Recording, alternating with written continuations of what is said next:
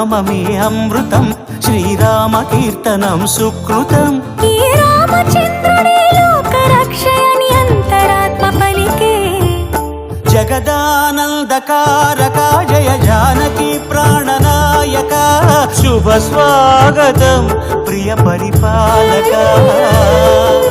జగదానందకారక జయ జానకి ప్రాణనాయక, శుభ స్వాగతం ప్రియ పరిపాలక. మంగళకరమౌ నీరాక, ధర్మానికి వేదిక అవుగాక, మా జీవనమేక పావనమౌగాక.